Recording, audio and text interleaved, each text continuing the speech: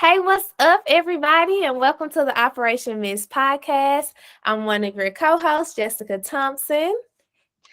And I'm Catherine Sylvester. So excited to be here with Yes, we have a special guest. Today is another one of those episodes where we get to interview one of our Miss Moms, and we have Haley on the call today. What's up, Hi, Haley? everyone. Hey, I'm just glad to be here and share my story.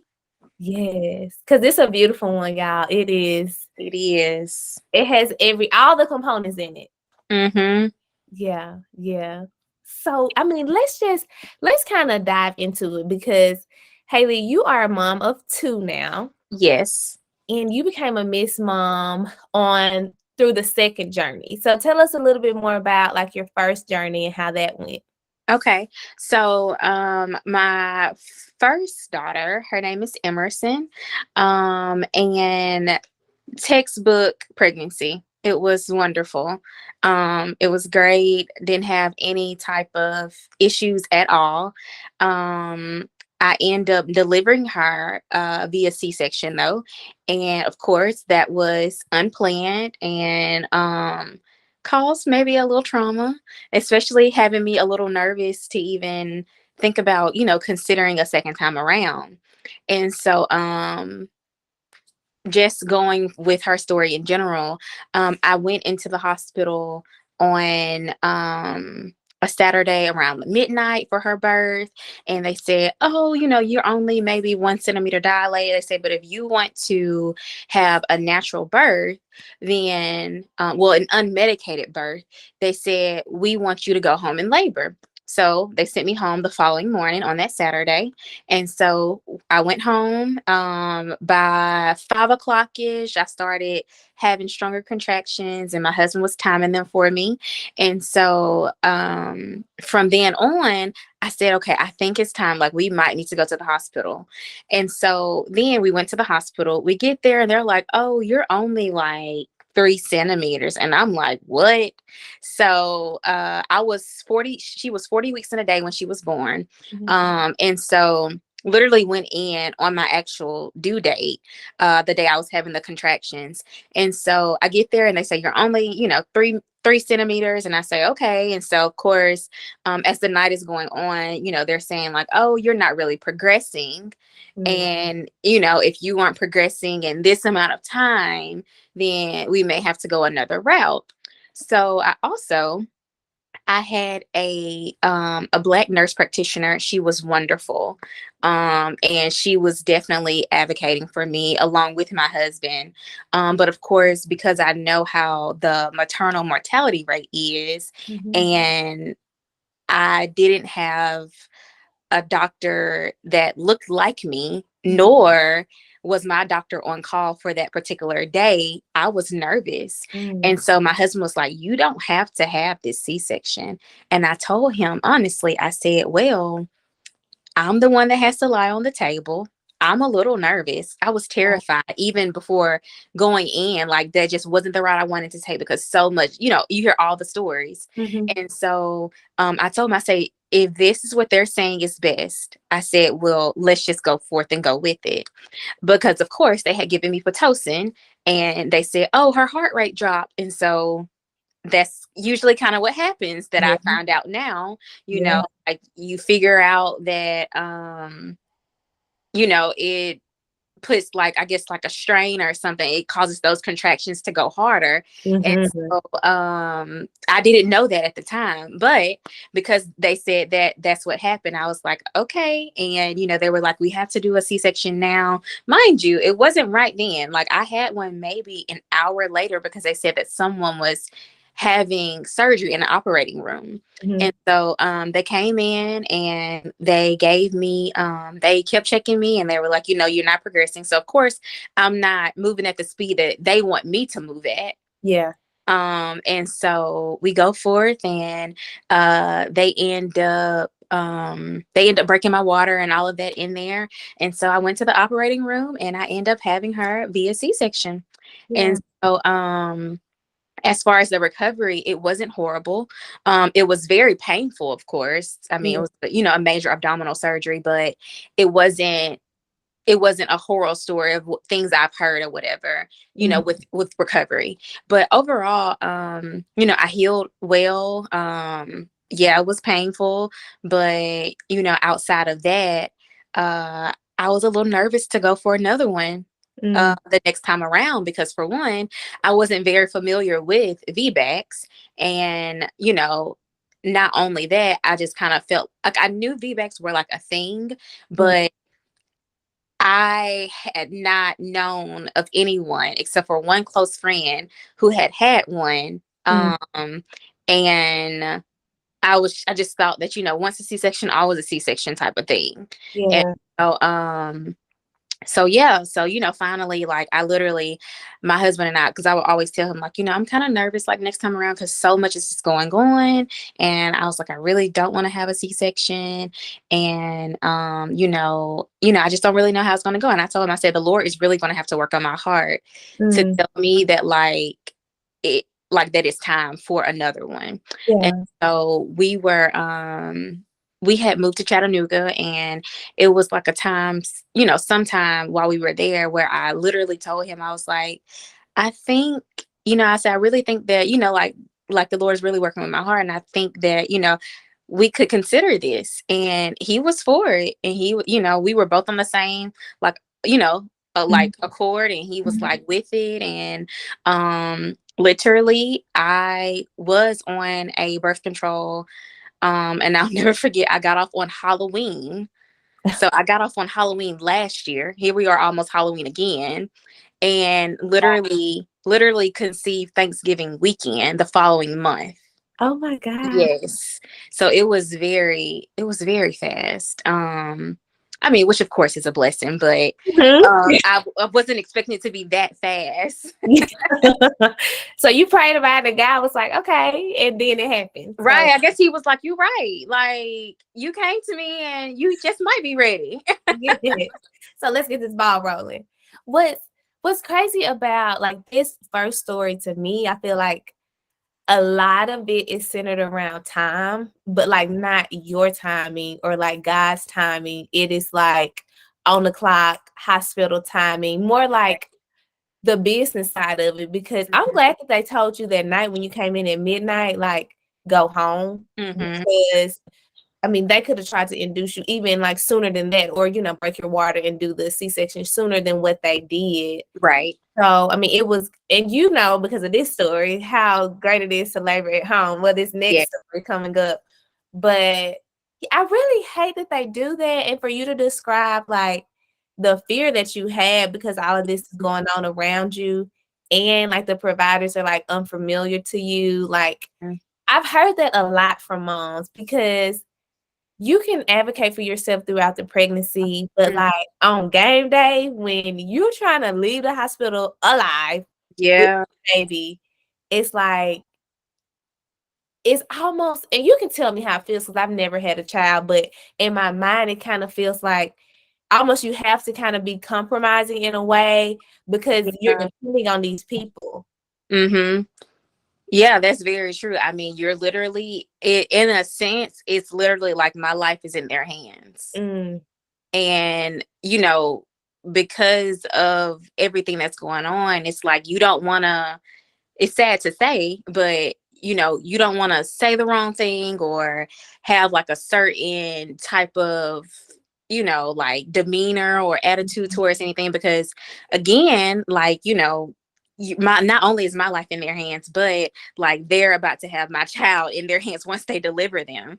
And so, it's just kind of one of those things where it's like you want to stay on everyone's like good side. You don't want to seem like you're the one that's kind of like, no, I'm not, I don't want to do that, or I'm not going, you don't want to go against the grain in a sense, because they are the ones, that we're trusting per se, to do what it is that, they've gone to school to do. So I just want to say that you mentioned something about Pitocin, and, maybe the baby is not able to breathe as well, or, the heart rate's going to go down. And so just for those listening, Pitocin in the body, or it does not naturally exist in the body. Oxytocin exists in the body. And it is released apparently in spurts. So it's never continuous. the way that it's continuous when it's put into our bloodstream. And so when they're administering it via IV, the synthetic version of oxytocin, then it is calling the uterus to do so much more work, so much faster. It does contract harder, and so the baby does not get as many breaks, right? Because if the brain were releasing it, then in addition to the communication it has with the uterus, it also, we think about oxytocin as like the love hormone. We think about, sex and orgasms and trust and things Mm-hmm. like that. But when they make the synthetic version of it, because it does not go through the brain, it doesn't operate that way in the body. And so I heard an analogy, or we did through evidence-based birth the other day. They talked about how if someone's knocking at your door and you hear it, you might go to the door like the first, second, third time. But if they're just knocking all day, then you're just like, okay, I'm done. I'm not going back to the door anymore. And so part of the reason that oxytocin causes problems after you deliver is that the uterus is just tired of responding. It's like Pitocin. And now it's finally like, oh, okay, it doesn't need us. So then we end up bleeding a lot. So we have to understand that there is a role for Pitocin, but that doesn't mean that it should be the go-to, medication. It is that you should let your body labor and be able to listen to your body and trust it. And I guess for me, when you were talking about what I think just what should have been done differently, what could have been done differently, is that if you were in pain and you weren't progressing, where was a doula? Why can't they just have someone on staff to help you maybe change positions or deal with the pain a little bit more, help you dilate, not just say, oh, okay, well, it's time. And then you made the comment that, apparently it wasn't time, right? Because you still had to wait an hour. So was it really an emergency, or was it just a convenience thing? And thinking about that, can make you frustrated. And like you said, so I absolutely get it. We get it. But it's good that you had a different second time around. Absolutely. Yeah. And we also learned recently that because you don't need the Pitocin continuously, and if it's used in the right way, it can be helpful, but it should be like low dose and intermittent. When you're about like 6 centimeters dilated, they should cut it off. And that really does not happen in the hospital. That they keep it on, and sometimes they keep people on Pitocin even after delivered. And so, like Catherine was saying, the uterus doesn't get a break, and then it just increases, your risk of like hemorrhaging and bleeding. It's just too much, which we know is one of the main causes of that maternal mortality, especially for women of color. Yeah. So, if you could describe that first experience in one word, how would you describe it? Oh gosh. If I could describe the first experience in one word, I would probably say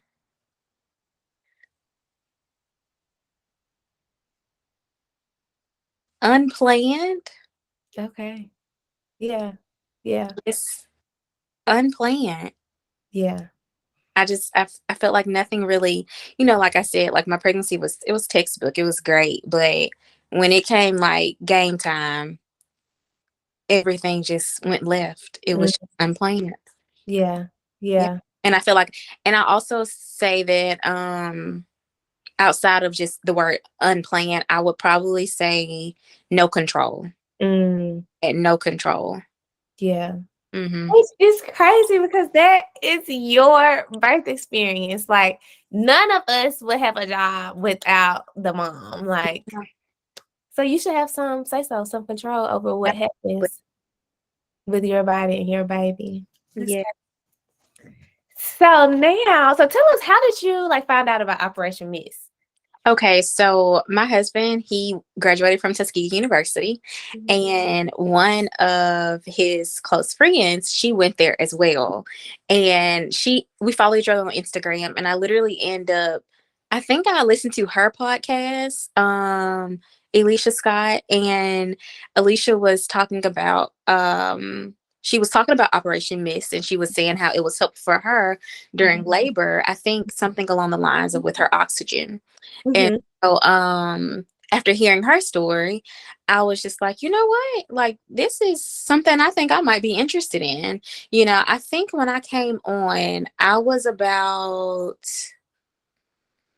I may have been like 15 weeks or so. It It was was, early on, yeah. yeah, it was early. It was definitely before the 20th mark. Mhm. Um, but I remember kind of reaching out to her about it, and she's so sweet, and she was just like, you would love them, and and so forth and so on. And she kind of gave me a little bit more insight. And then I went on you guys' page, I went to the website, I read more about it, and then that's kind of when I reached out from there. She had given me you all's number, and I Mhm. think I ended up texting Catherine first. Mhm. Maybe, and kind of was telling her, and then we kind of had a consultation about everything. And so that's how I actually end up finding out about Operation M.I.S.T, through her Instagram and hearing her podcast from her posting it. Oh, yay! So Mm-hmm. that just makes us happy because we love doing these podcasts and these interviews, and we always say, just like, if we can help one person for Yeah. each episode.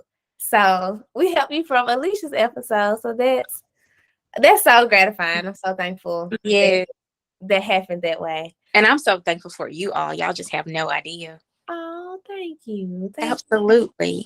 Thank you. So with like being a Miss Mom, can you, because people are probably listening, because we speak facts, we let people share their stories a Mm-hmm. lot, but a lot of times people don't get like an inside look into like what Operation Miss would be for a Miss Mom. Mm-hmm. Like you can just like briefly like share like what it's like to be a Miss Mom. What it's like to be a Miss Mom for sure would be to feel supported. As you have someone that's walking alongside the journey with you. Like, you go to the doctor once a month in the very beginning of pregnancy, until it then goes on to every 2 weeks, or Mhm. and then once a week and so forth. But literally, like, I feel like you need so much more than just once a month checkup, with the person that's you're going to be in labor with. And so definitely Operation Mist is a support system, an extra support system, alongside, maybe family or friends. But it's someone that, like, y'all are able to see our data. And Mhm. so you're able to tell me, like, hey, like, both of y'all are like, y'all check in on us, and you'll say, how are you feeling? Your body battery is kind of down, or what are you doing different? I noticed that your body battery is up. It's kind of like I learned to listen to my body through my watch. So Yes. I was able to see, like, okay, my body battery is a little down today. So maybe I don't need to do as much as I think I, can do. Mm. Like, because I am carrying a child. And so maybe I do need to kind of rest a little today. And Mm. not only that, just kind of like upping my water intake, and just knowing that I have someone like watching my data kind of helps me to know, like, Let me okay, do the right thing. right. Like, let me make sure that I'm doing what I need to do. And so, not only that, even just with stress, I love being able to track my sleep. Mhm. Especially because I would tell my husband, I only got like 5 hours of sleep last night. And so he was like, really, how you know? And No. and so, just even being able to tell him about it from the very beginning. And I I knew my second time around of becoming pregnant that I wanted to advocate for myself as much as possible, and I also wanted to have the people to help advocate for me and support me as much as possible. I wanted to everything in my power that I knew I could, to say, like, I really tried to do everything in my power to make this go, like, accordingly. Of course, God has the last say so with everything, but I really, really wanted to make sure that I had all the support needed, Mhm. to do what needed to be done in the end. Yeah. And saying that I did it the first time, but of course, first time mom, it's a lot of stuff that I just didn't know. Everything was new, you Mhm. know. And so the second time around, like, I just was like, I'm gonna do everything. You know, Yeah. even the second time around, I had a doula. I Mhm. had support. I had y'all support. My husband is always supportive. So, it was just, I love the fact of being able to have y'all throughout the whole journey, though. Yeah. You know what I mean? Like, I feel like y'all were my doctors too. Yeah. But on a more informal basis, Mm-hmm. your doctor, like, it's very formal, you going in, it's XYZ, but with you all, you're able to express a little bit more, like how you're feeling, or Mm-hmm. like you're able to kind of share more, because of course we have more time, and Mm-hmm. each other's personal numbers, and different stuff like that. So yeah. Yeah. Oh my gosh, that's such a good summary of like what Operation Miss Yeah. is for you. And I really loved how this, like listening to your first story, because I never heard your first story like this before, but like listening to that and then being able to walk this second journey with you, it was Yes. like totally opposite. And Mhm. you described the first one as like unplanned or like lack of control, but the way that you just described what you did this time is totally like planned, and you seemed like in the center and in control. That's Yes. how it should be. Yes, absolutely. Yeah, so you got a doula and you had us, and you had all this other support. Mm-hmm. So there was like, let me tell y'all if I can share, like Haley's data, health data is better than mine. I have no children, no husband, nothing. But we just like Catherine and I just monitoring Haley like every day. And it's like, wow, Haley looks really good. Like, I don't know if Haley's pregnant. It seems like things are fine. And there will be like small hiccups, and she would be like, Right. oh, we had a wedding to shoot or whatever. And it's like, okay, that makes sense. Right. And but we would just check in like that. But like towards the like third trimester, towards the end, like I would get more calls, like because you were going to the doctor more frequently. And sometimes if you're not careful, just little things that they say can start to deposit like doubt in Yeah. your mind, because Haley had made up that she wanted to have a VBAC this time. So a vaginal birth after cesarean. And I would never forget this day. I think I was like shopping and you texted me and you were like, they're saying the baby is measuring too big. Remember? Uh-huh. And this is going to be really funny once y'all hear the end result of this second Right. but she was saying that, and that's just like a conversation that we have, and you have to, especially the baby's like weight and size when it's inside of you, it's really hard to get it just right. So sometimes they can be off. So when you say these things, you hear these things, you take them into consideration, but don't let it be an end all be all. Like, my baby's too big. Right.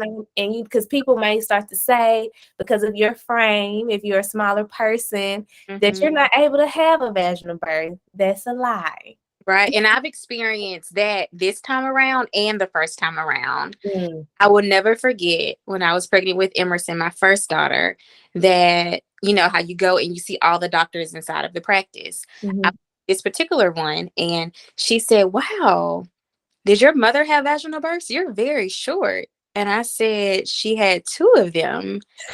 And lo and behold, she was the doctor that was on call when I delivered Emerson. So I felt from the very beginning that she wanted Mhm. to feel like she wanted to cut me by having a cesarean. Wow. Like, wow. And even this time around, this one, she wasn't as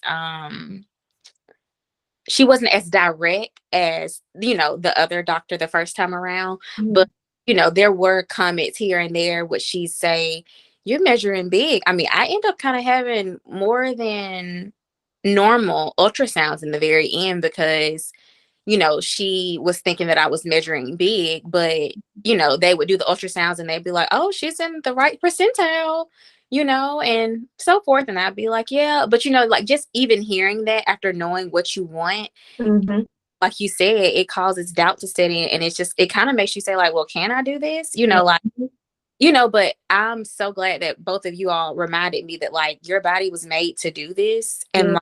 like, you don't have to, even my doula, she was furious when I told her that, like, they talked about, the baby's measuring big. And she's like, she sent me like different like just articles and different things that just talk about like, you know, why babies aren't technically measuring big and so forth. And it was helpful. Yeah. Yeah. So we talked about, you had the doula, you had us. Mm-hmm. So what happened towards the end of the pregnancy that made you get a chiropractor on your birth team? So I went in for my weekly checkup, Mm-hmm. and they said, oh, well, I went in because again, she was measuring big. Mm-hmm. And while I was in there, they said she's breached. And I was like, you got to be kidding me. Because here we are. I mean, we're real close to delivery. Of course, a lot can change. Mm-hmm.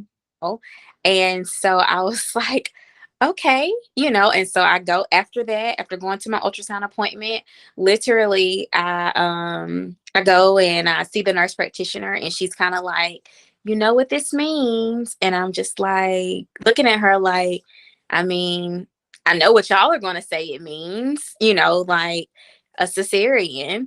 And Mm-hmm. so I just kind of went along with it, and I was just like, okay, and so literally I think after that I texted both of you and I texted my doula, and I said, so this baby is breached. And my doula was like, um, you need to talk to her, and you need to tell her to get into position, and Mm-hmm. and you are going to meditate. And she was like, because if there is power in our words and there's power in our thoughts, and she was like, you literally have to, like, once you make up your mind and like your thoughts, your body will follow what Mm-hmm. thoughts are like thinking. And so she was like, so you tell her, Phoenix, we are going to be on the same accord. We are going to get into alignment with each other, and I'm going to deliver you vaginally and so forth and so on. And so literally, like when I would take showers, I would literally like be telling her, we're going to get in, like, you have to get into position. Mm-hmm. Have to get into position. And not only that, when I end up telling you all as well, Catherine was like, oh, she was like, well, have you thought about C-section massages? And I was like, what is that? Well, scar massages, sorry. Mm-hmm. Have you thought about scar? And I'm like, no. And so she sent me a video of that. And then Jessica, you sent me some positions to do. Mm-hmm. And not only that, my doula, she said, I know chiropractors here that specialize in the Webster's technique. I said, what's that? So she ended up telling me a little bit more. Mm-hmm. And they are a black owned chiropractic company, practice. And she was like, you need to try to get in there, get in with them as soon as possible. And so she just told me how with the Webster's technique, like they're able to do different points that kind of loosen those joints up. Mm-hmm. So I called them, and they were actually closed on that Friday that I called them. And so I left a voicemail, and I end up telling them, well, the first time I called, I think I was telling Catherine, I called them and I was just like, hey, I was trying to get an appointment, blah, blah, blah. But then Catherine was like, no, like, you need to tell them that, like, you're Get trying ready for a week to or right, whatever. right. And so as soon as I left a voicemail and told them that, like, I have a breech baby and that I'm like pregnant, they called me back. Mind you, they're closed. They called me back and they said, hey, they said, yeah, we got your message. Because I'm like, I don't really have that much time. Like, like I need to be trying to do whatever I can in these next few weeks, to try and do, to try and get her to turn. And so I started that following week. I went in and I had a complimentary like evaluation. And from then on, like the next time I went, we end up setting up like a plan for me to do. So I literally went to the chiropractor 3 times a week. Mm. 3 times a week. So and funny story, Phoenix is still going now. Oh, cool. She goes once a week. So and my whole family's there now. My husband's there now and everything. That's so great. I did not know that. Yes. And so they, they told us the benefits, of course, after having her, that that chiropractic care for newborns was good for gassiness and colic and um asthma along the along the road, like ADHD, just all of the different things that you have no idea about. And it has definitely improved her digestive system, as far as what I can tell. Like, she's not, of course, she started at like what, 3 weeks, so we didn't know much then. Like, it's not anything like that I could really compare it to, outside of just improvement from noticing within the first 2 weeks of life that, like, she was a little gassy here and there, and seeing that improvement. But anywho, I started going to the chiropractor, and I was going and I was doing the positions that you sent me, Jessica, and I was doing the massages that Catherine sent me. And literally, I told my doctor at my next visit, I said, I think she's turned. And she said, huh? She's like, we'll see. And I was like, I'm feeling kicks like up top now. Like I know my body. And so it wasn't until that following week where she wanted me to have another ultrasound. So I went in that following week. So this is basically 2 weeks later. And I went in for an ultrasound, and as she was doing it, they were getting a weight check per se. And she was turned. She was head down. So good. What I really love about this is you could have told, and I love that your doula, told you to use like your words to empower yourself, because when you first got those words of she's measuring big, you could immediately say like, okay, well, I'm gonna be safe and I'll do a C-section again. When you went back and they said, okay, well, now she's breached. It is so and what did you say they said? Well, you know what that means. Yeah, What? you know what that means. And I was like, huh. Excuse me? No, I don't. But Right. you could have easily said, okay, you could have gave up on your plan for your body so many times, but you didn't. And the result is amazing. So let's keep going. So we know that the baby turned, and so Wait. Jessica, can I say okay. something? Can I say something? Okay. Because I think, here's the thing. When someone says, you know what that means, for missed moms, for real, it means that God has an opportunity to show up, right? Like, we have an opportunity to trust our design more than we trust what man has designed. And Haley, I think that what you may not get right now is that this story, just like we sent you the podcast of the other young lady who delivered vaginally following a cesarean, now you are that to other moms so that they understand, even when it looks like the odds are stacked against me, my body was designed to give birth. Let me believe in it. Let me give it a chance to work. Let me grab some natural practitioners who also believe in the body's ability to deliver. OBs are wonderful. They are trained differently than midwives, right? And so if you get people on your team who are trained like midwives, then you get the outcome of someone who has gone to a midwife. The reason that doctors can't pull breech babies out of the vagina is because they stopped being taught to do that. There are doctors who can still pull breech babies out and not have issues, but they are few and far between. And it's because that is not how we practice as a society. So you have done a great service to many women who will hear this podcast, because they'll hear it and they'll say, wow, her baby was. And she won't give up the first, second, or third time.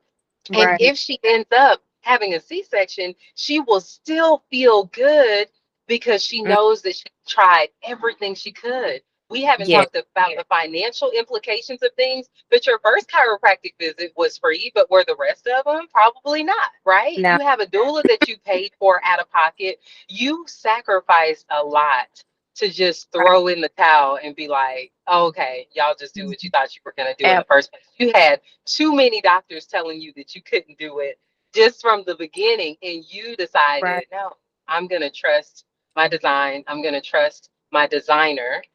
And then if it doesn't go the way I want it to, I at least have tried everything. So we admire you. When Jessica and I talk about you, it Thank took you. courage to do what you did. Mhm. It did. So, okay, Thank Jessica, you got it. You got it. Okay, so I guess I got it. I don't know if you called me or texted me, but it was like middle of the night, early in the morning, and you. I was asleep, y'all. I was asleep. I usually have my phone on loud, but I slept through it. And you told me that you were like in labor and you had been for some hours at home. Yes. And how did that conversation go, Haley? I'm drawing a blank. Um, I think I know for sure. I texted you and my doula, and I was like, "Hey, like this is kind of what's happening right now. Like I've been up since last night. Literally, my husband and I watched the sunrise and couldn't get comfortable at all. And I asked you. I said, "At what point do I need to head to the hospital?" And you were like, "Oh Lord, it's the 331, no 311, or Uh-huh, uh-huh, uh-huh. it was it was that." You said when your contractions, help me out, Jessica, when your contractions are So we talked about this for a long time, and you have an app that you were sending me like when you were yeah. having the contractions, right? So we want to wait. So you don't want to go when you're having like all of these different spaces between the contractions. You want to wait until they're steady and they're strong. Because Mm-hmm. let's look back at the messages, shall we? We talked about um let's see, you texted me. Okay, at the time you texted me, you said they were lasting for a minute. They were every 6 to 9 minutes. Yeah. So we wanted to wait until they were the 3 minutes apart, right? And so once they were 3 to 4 minutes apart and they were stronger and Mm-hmm. they lasted for about 45 seconds or so, that's when we want to go to the hospital. So I texted you back later. They were like 9 to 10 minutes apart. So I'm like, okay, how you doing? That's fine. So then you started, I was making sure that you were eating and everything like that. And then you had said something that I wanted to While highlight. you're looking for it, Jessica, I'm gonna explain the 311 so people want to remember that. So is that your contractions are 3 minutes apart, I believe, each one lasting at least 1 minute, but it does that for an hour. And so if you're Yeah. trying to think about the 311 rule, then once that happens, I believe you should be at about 6 centimeters. So I think that's what you should be approaching active labor. So then by the time you get to the hospital, you're just going to deliver. So that's where 311 came in. It used to be 511. But the problem was that people were going to the hospital too soon, and then they would end up being induced or having a C-section. Yes. Perfect. So, but for thank you, Catherine, for saying the 311 because I skipped it. What you had told me also was about your discharge. And Mm-hmm. so you finally, after you had been laboring all day, you said just had some like stringy discharge, right? So that's your mucus plug. So some people want to know, like, what is that like? What does it feel like? And it's Mm-hmm. different for different people, but for yours it was stringy, right? And Mm-hmm. so we talked about that. And then you sent me another picture. Can you tell the people like the app that you were using? Yes, I was using Ovia pregnancy app. So Okay. I used that for my pregnancy with Emerson, and I also used that this time around as well for Phoenix. And literally, it's like it says contraction timer. And once I figured out, like when you explained it at that time, because you and my doula both told me about the 311, I was putting that bad boy to use. I Yeah. mean, I had given the phone to my husband and everything. I'm like, listen, like every time like I would make a noise or just do something, he would be like, okay, I got it. He'd be like, is it over yet? Or he would know when it was over and he'd stop it. And so we were able to really track it like that. Yes, yes. So I'm glad you had that because I was thinking like people were writing it down.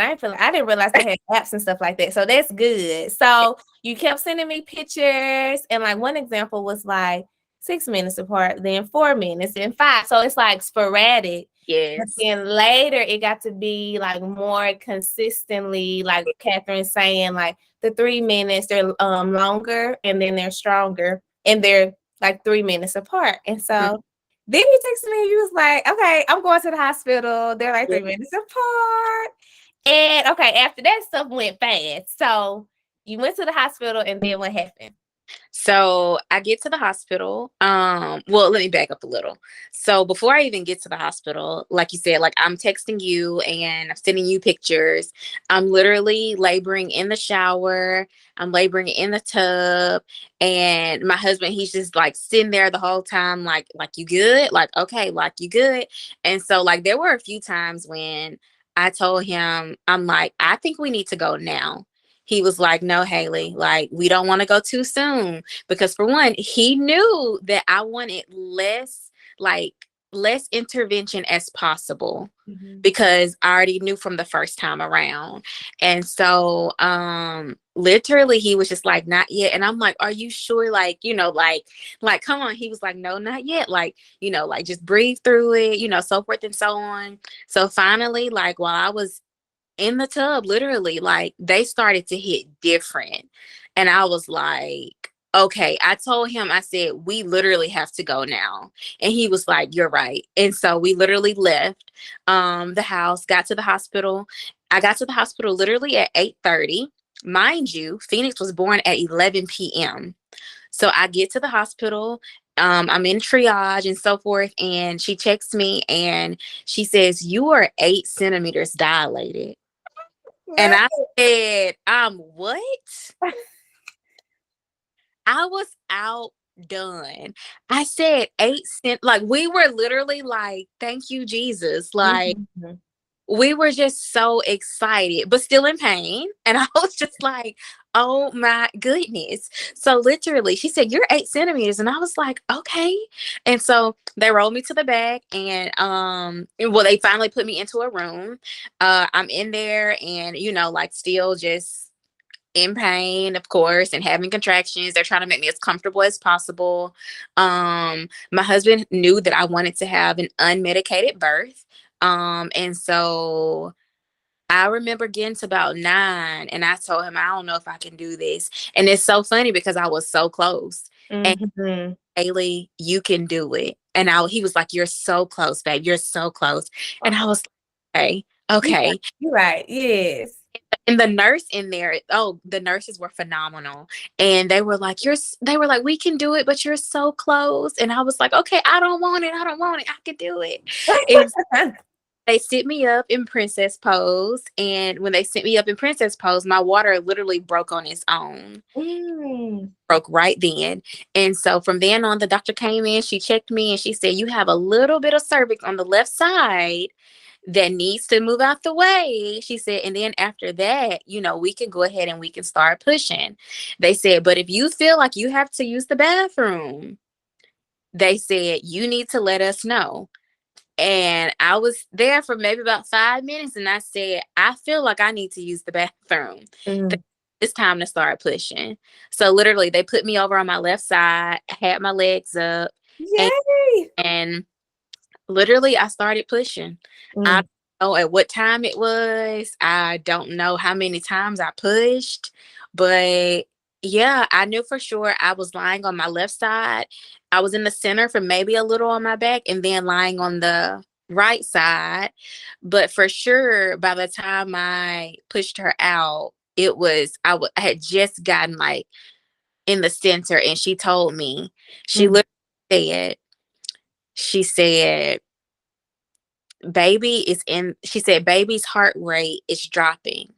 For one, because she was in the birth canal. She said, and I might have to use forceps or a vacuum. She said, has your doctor told you about that? Because mind you, again, my doctor's not on call this time around either. Really? No. And so she said, you've got to push with everything you've got, or we're going to have to roll you to the back and you're going to have a cesarean. No. I said, I didn't come this far for you to roll me to the back to have a C-section. I literally pushed with everything I had. And there she was coming out at 11 o'clock p.m. on the dot. Oh my gosh. I know. Ooh, and maybe, I don't know, maybe they told you that to get you to go ahead and push that baby out. Like, if they had known your plan, like, I'm going to tell her this and she going to push this baby out because we don't need to do that. Right. Yeah, she literally, she was like, "Has your doctor talked to you about forceps or vacuum?" I said, "No." I said, "But I know what it is." Mm-hmm. And Mm-hmm. said, she said, "You've got to put," she again said, "You're a tiny little person." She was like, she's like, "You're just so like little." She was like, "I think this baby is having a hard time." Oh, And I was just like, that was like the only thing she had said during the, like she was a great doctor, but that was the only thing that she had said during the process of me giving birth. And I was just like, no, no, Haley, like you can do this. Like your body can do this. mm. So literally, when she said mention forceps or vacuum, she said, "You've got to push with everything you've got, sweet girl." And that's what I did. Yeah. And there she was. Yay. And Yay. weighing 6 pounds and 2 ounces. That's why I was like scrolling, like, let me see how much she said this baby. 6 pounds, Wait, ounces. that's not, is that big? No. Let me I see. mean, my goodness. They act like she was going to be huge. You're measuring big. You're measuring big. And then I like when they put her in my arms, I was like, she's so tiny. And then I kept asking, I was like, how much does she weigh? And they were like, Yeah. 2 ounces. And I was like, wow. Because my first daughter, she was 7 pounds and 11 ounces. So she was bigger, but like Phoenix just seemed so little. Yes, yes. Beautiful. Beautiful. Yeah, because you texted me, you said got to the hospital at 8:30 p.m. with 8 centimeters. Yeah. And yeah, you had the baby at 11. Yeah. How quick is that? That's amazing. Very quick. Whew, so good. That's the benefit of laboring at home. And if you're not um high risk, and if you don't want to go like the medicated route, I think it's just the easiest to do. Mind you, because you did the 311 and you waited by the time you got there. Well, how long was your drive? It was about 30 minutes. Okay, yeah, I remember it wasn't so close. So then 30 minutes go by. So because around like the 311, like Catherine was saying, you should be like more than 5 centimeters dilated. Mm-hmm. So with the 30-minute drive, I guess that's why you had gotten to 8 centimeters by the time you got there, because you were probably like 6, 7 or whatever while you were at home. And it was your second birth. So sometimes just the dilation and the labor just goes quicker the second time around. Mm-hmm. Because I was 39 weeks and 2 days when she was born. Yeah. Phoenix was, no, and Emerson was 40 weeks and a day. Oh, okay. Okay. Well, then they kind of like probably would have been the same size if she would have waited for 40. Right. Yeah, for sure. For Yeah. sure. Now, Yes. Haley, this is interesting because when Jessica was like, "Is that big?" We were listening to a Didn't sound midwife, and she was saying that 30% of the time they're pretty accurate. That's 30%. You could never pass a test, or a grade by being 30% accurate. Right. Right. So I don't know why we depend on that, or why Mhm. anybody really depends on what the baby is quote unquote measuring for big decisions like, C-section delivery induced, things like that. But the other Right. thing that I read, and I cannot remember what the percentage was, but that babies that are legitimately big, like I think it's over 10 pounds is what they consider quote unquote big, Wow. maybe 10% of babies ever even reach that amount. So it's not even what they actually consider big is Wow. not common. But Right. people make a lot of decisions based off of that Mm. guesstimation, and it's sad. But what I wanted to say, even more than that, or ask you is, what about the role of that husband of yours? Right? Like, how do you think things could have gone differently? Because you stayed home for quite a while. I know that y'all were talking about, how much back and forth you had, but you were home for a good like 10 hours at least Yeah. laboring, right? And Yes. so what do you think? Do you think it would have been different had your husband not been there? And if so, how? Because I think that some women do find themselves in that situation where they're alone during the most critical moments. And maybe it's not a husband that they choose, but somebody who knows. The thing you kept saying that sticks out to me is he knew what I wanted.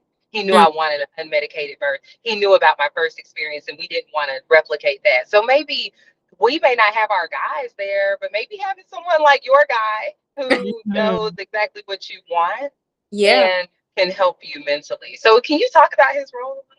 Yeah, absolutely. So, even before we even decided to do a VBAC, his main thing was, I want to do whatever it is that you want to do. Because he said, it's your body, you're the one that has to go through it and so forth. And so, when I did finally decide to do the VBAC, he was like, well, I made that decision that this is what I want to try for.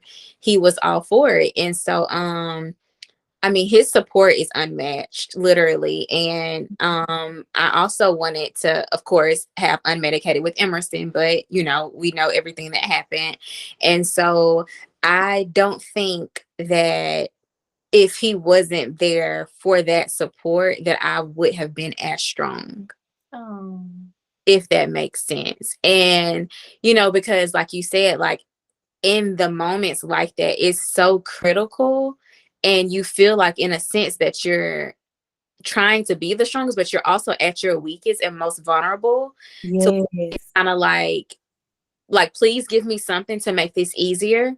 Mhm. But literally he knew from the jump that I wanted to go unmedicated. And so he was like, no, like, this is what you said. And like, this is what, like, this is it's not like this is what you're going to do, but this is something that I know that you can do because this is also what you desire.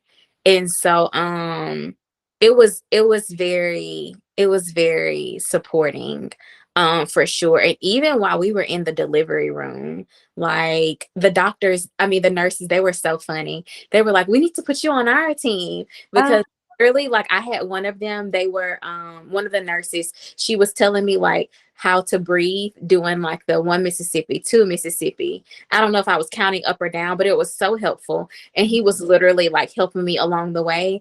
And then like deep breath. And then, and so, yeah, having that support is just, I mean, I literally couldn't have done it without him. oh, Like, because I think I probably would have been like, like I said, you're so vulnerable in the moment. Like, give me that medicine, like, because I'm in pain. You know what I mean? But like him being there and him like helping me through it, it made me like, I mean, it gave me faith. It made me think like, oh, I can do this. Like, he's right here. Like, he's telling me I can do it. Well, okay, like, let's do this. You know what I mean? And so, but also having someone to understand that this is what I want.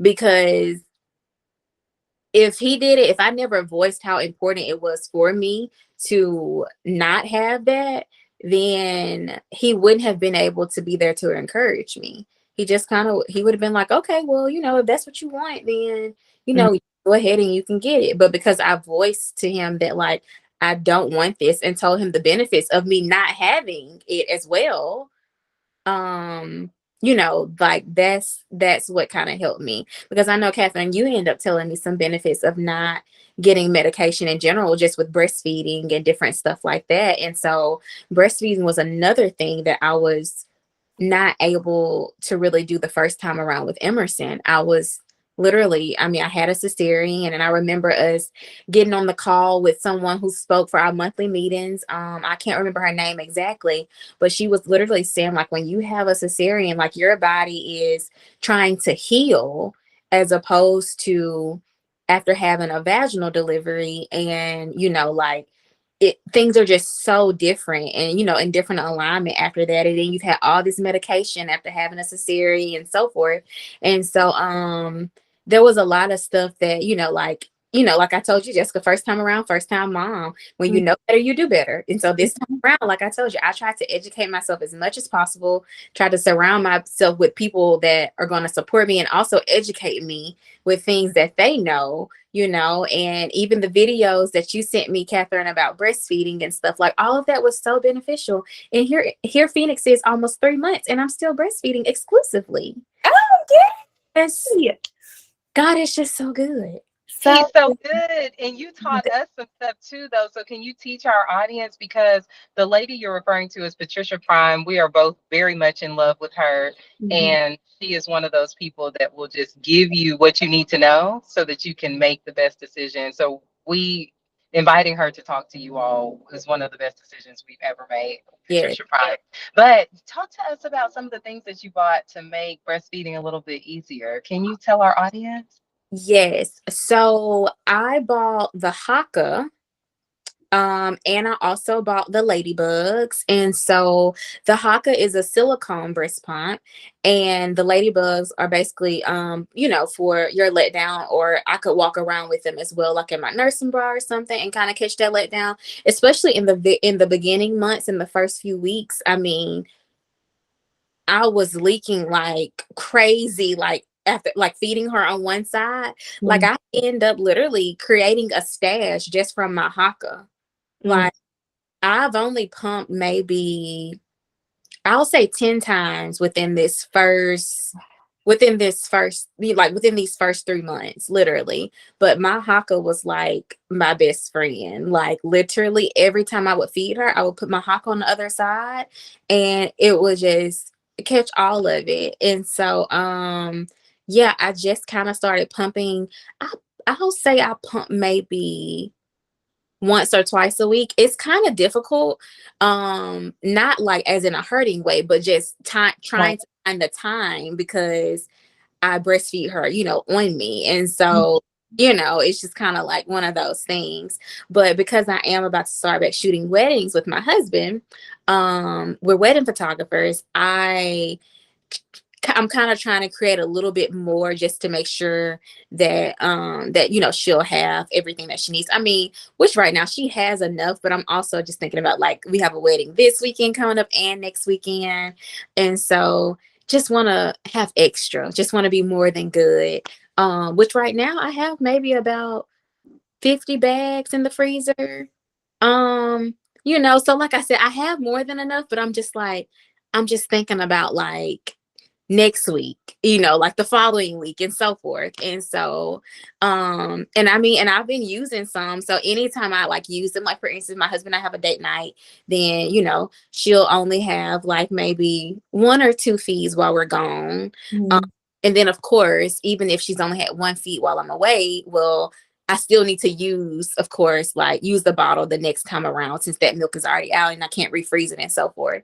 And mhm, so yeah, I'm just right now, I think because I've really gotten the hang of everything, and everything is like, just it's just all worked out. Like because of that, I'm like I'm now like, okay, I gotta replenish what I'm like taking out of the freezer and so forth. And so it's just all been a blessing. It's been a different journey from the first, but it has this time has taught me that I literally, like, if I just believe in myself, like, and if I have the right people on my team, that everything is going to go accordingly.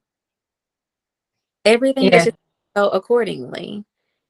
Haley, when you said you were just preparing for the next day, like that y'all are going to start shooting weddings again, understand that your mindset has been what has caused all of these things to go well, right? Faith plus work. It's faith plus work. And when Jessica, Jessica so loves lunch. You like, we love monitoring you.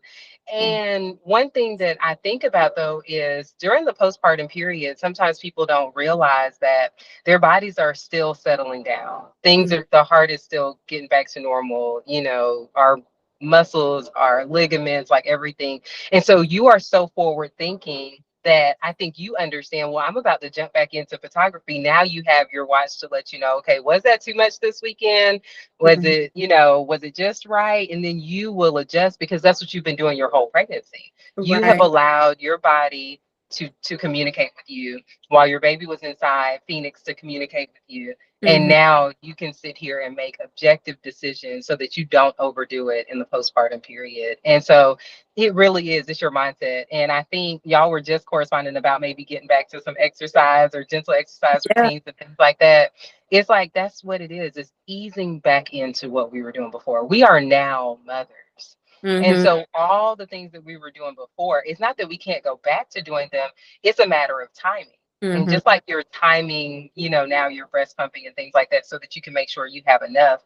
Right. Physiologically, you have to store up enough energy, enough reserves to meet the Yeah. demands that you're about to start placing on your body again. So good for you for just continuing to listen to your body in this way. Yeah. Thank you so much.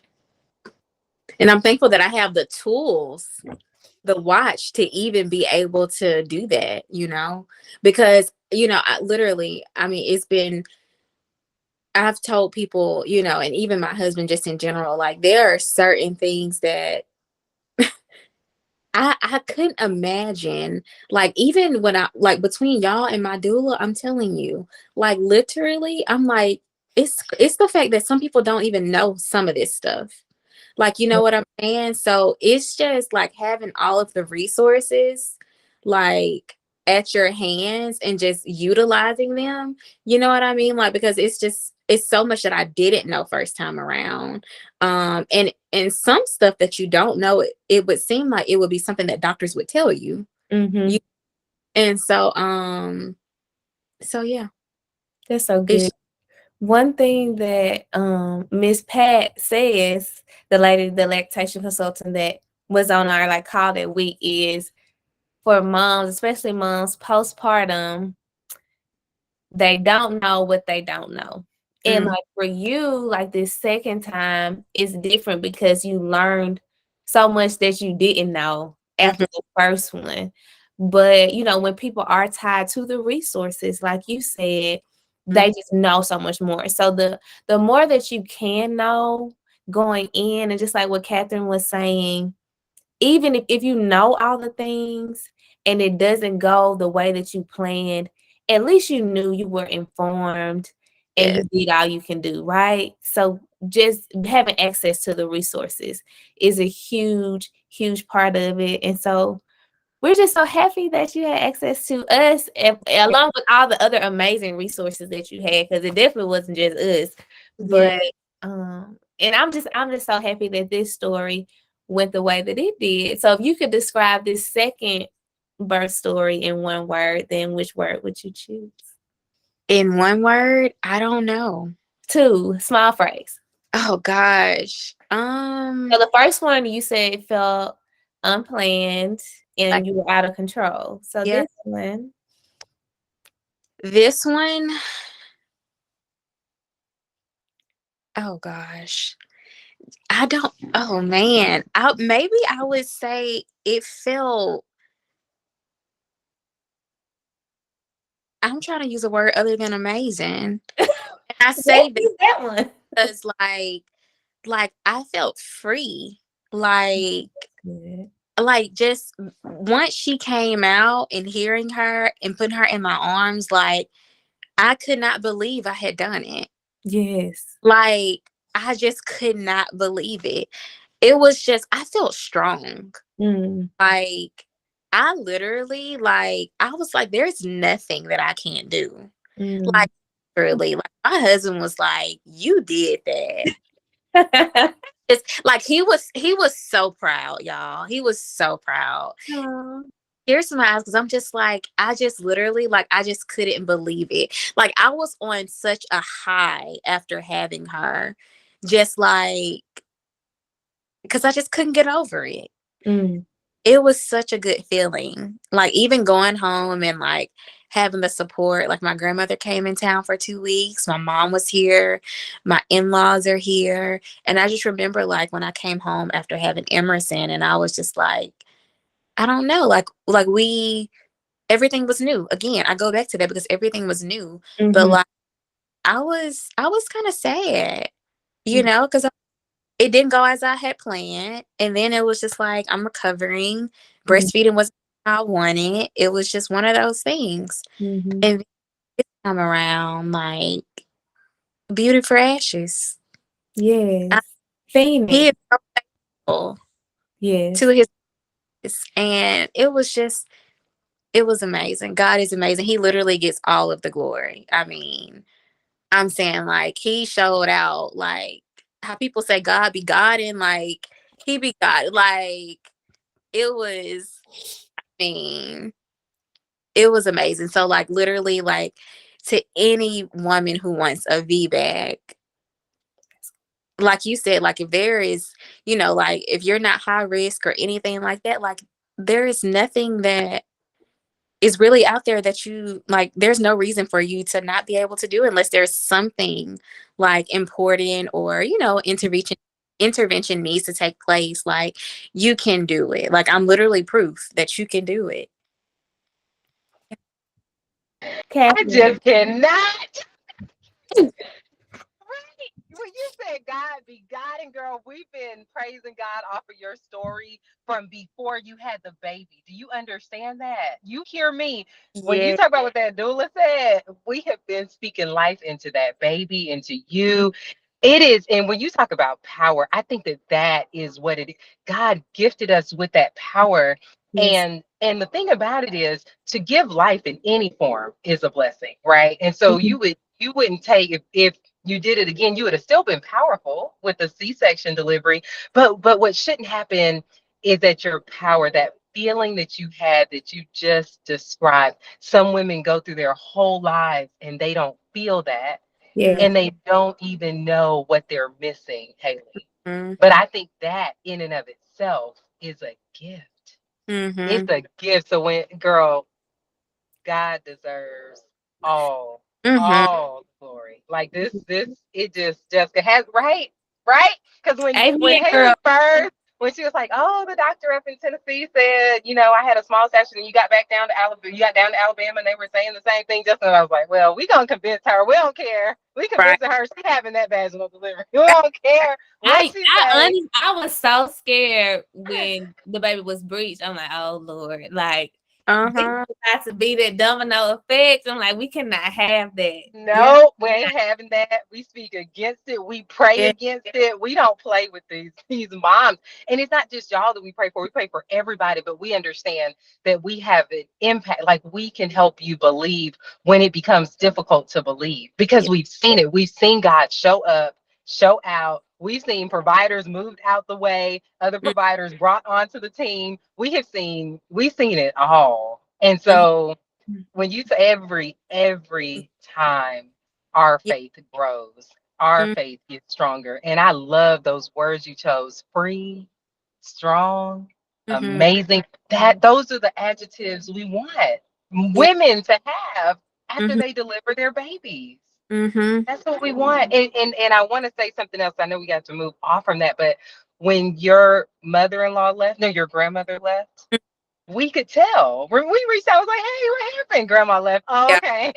Right. Yeah. It just shows that we're supposed to exist in community. We're supposed to let people take care of us. You are sustaining the life of another child when you breastfeed, Yeah. of another person when you breastfeed. And Right. the fact that for some reason we equate power with Mm-hmm. independence following delivery. No, Yeah. the power is in you being able to give life to another human being. Uh-huh. Every nutrient that it needs comes from your breast. So what do Absolutely. you do? You spend your money and get that liquid gold. You ain't Yes. playing, and you Yes. let other people play the role that they were created to play. Like Right. women should be taken care of after delivery. Mm-hmm. And so when we see it happening the way it happens, it just Jessica will never be in a position where she is not supported. Not my right, Jessica, because we Right. watch it happen. We understand what happens within our bodies when we let it do what it's supposed to do. So Absolutely. even from every decision you made, from backing off of the, photography gigs and letting your husband go, and then sometimes, letting him help out around the house and just different Yeah. things to honor what your body was asking you to do. Not Mm-hmm. everybody is in the position to do that. And some people, even when they hear their body saying, slow down, take off of work, don't go in today, rest, Yeah. call somebody for help, they don't do it. Yeah.